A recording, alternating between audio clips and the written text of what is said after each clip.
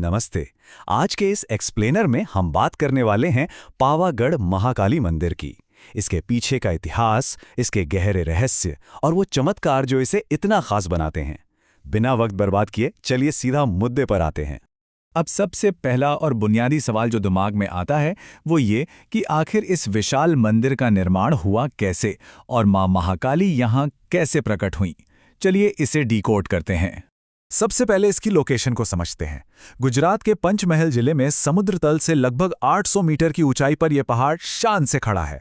और सबसे हैरान करने वाली बात बताऊं, भूवैज्ञानिकों की माने तो ये एक प्राचीन ज्वालामुखी है जो लाखों साल पुराना है। मतलब जरा सोचिए, एक शांत पड़े ज्वालामुखी के ठीक ऊपर आस्था का इतना बड़ा केंद्र। इसके नाम का मतलब भी बहुत गहरा है। पावागढ़ असल में दो शब्दों से बना है, पाव यानी पवित्र और गढ़ यानी पहाड़ या किला। सीधे शब्दों में कहें तो एक ऐसा पहाड़ जो आपकी आत्मा को पवित्र कर दे। तो ये सिर्फ एक भौतिक जगह नहीं है, बल्कि आध्यात्मिक शुद्धि का एक बहुत बड़ा पावर हाउस है। अगर हम इसके इतिहास की टाइमलाइन पे नजर डालें तो ये सफर सच में कमाल का है। प्राचीन काल में माता सती की कथा से लेकर 10वीं-11वीं सदी में मंदिर के निर्माण, फिर राजा पाताई रावल के दिलचस्प दौर से होते हुए आज के इस modern UNESCO world heritage site तक। तो चलिए सबसे पहले पौराणिक कथाओं वाले हिस्से पर चलते हैं। हिंदू मान्यताओं के मुताबिक जब माता सती ने यज्ञ में अपनी देह त्याग दी थी, तब भगवान शिव के क्रोधित तांडव से पूरी सृष्टि खतरे में आ गई थी। इसे शांत करने के लिए भगवान विष्णु ने अपने सुदर्शन चक्र का इस्तेमाल किया, जिसके बाद माता सती के शरीर के अंग जहां जहां गिरे वो सभी जगह शक्तिपीठ कहलाईं। और पावागढ़ को लेकर स्थानीय मान्यता यह है कि यहीं पर माता सती के दाहिने पैर की उंगली गिरी थी। कहते हैं कि इस घटना के तुरंत बाद मां महाकाली यहां साक्षात प्रकट हुईं और बस इसी वजह से आज ये भारत के सबसे प्रमुख और शक्तिशाली शक्तिपीठों में से एक गिना जाता है। लेकिन यहाँ एक और दिलचस्प एंगल है। समय के साथ ये जगह सिर्फ एक धर्म तक सीमित नहीं रही। आज ये हिंदू और जैन दोनों ही परंपराओं के लिए बहुत गहरा महत्व रखती है। ये देखना वाकई खूबसूरत है कि कैसे एक ही जमीन अलग अलग आध्यात्मिक रास्तों का इतना शानदार संगम बन सकती है। अब अगर हम इसके भौतिक निर्माण की बात करें तो ऐतिहासिक डेटा बताता है कि जो मंदिर का ढांचा हम आज देखते हैं वो 10वीं या 11वीं सदी के आसपास राजाओं ने बनवाया था। लेकिन इसके पीछे की नींव महर्षि विश्वामित्र की घोर तपस्या को माना जाता है। यानी ये एक पूरी प्रोसेस थी। पहले तपस्या हुई, फिर पर्वत पर देवी की स्थापना और आखिर में ये भव्य मंदिर बना। खैर, अब कहानी में आता है एक बहुत ही ड्रामेटिक ट्विस्ट। ये बात है राजा पाताई रावल के समय की।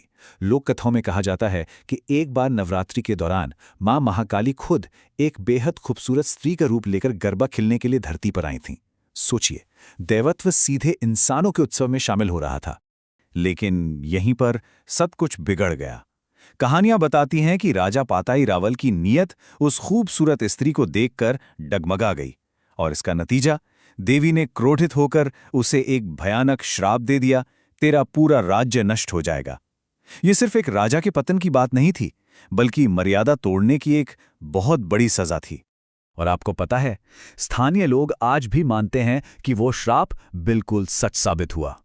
कुछ ही वक्त बाद एक बहुत बड़ा विदेशी आक्रमण हुआ जिसने राजा पाताई रावल के पूरे राज्य को मिट्टी में मिला दिया। राज्य तो पूरी तरह खत्म हो गया, लेकिन ताज्जुब की बात देखिए, इतने युद्ध और हमलों के बाद भी मां महाकाली का ये मंदिर समय की कसौटी पर खरा उतरा और डटा रहा। इतिहास से निकलकर अगर आज की बात करें तो पावागढ़ की अहमियत पहले से कई ज्यादा बढ़ चुकी है। हर साल यहां लाखों भक्त आते हैं। ये चंपानेर पावागढ़ यूनेस्को विश्व धरोहर क्षेत्र का एक बहुत ही महत्वपूर्ण हिस्सा है और खास तौर पर नवरात्रि के समय तो यहाँ की रौनक सच में देखने लायक होती है।